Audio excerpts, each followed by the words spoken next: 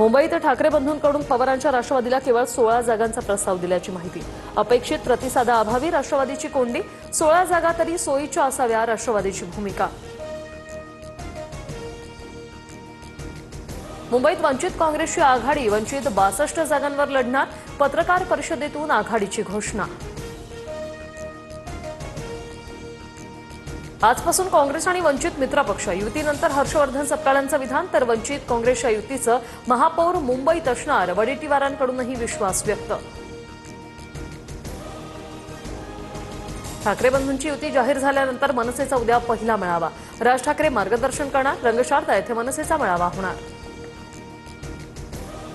पुण्यातील स्वारगेट ते मंडई परिसरात अतिप्रदूषित असल्याची बाब समोर, स्वारगेट परिसरातील AQI 372 वर।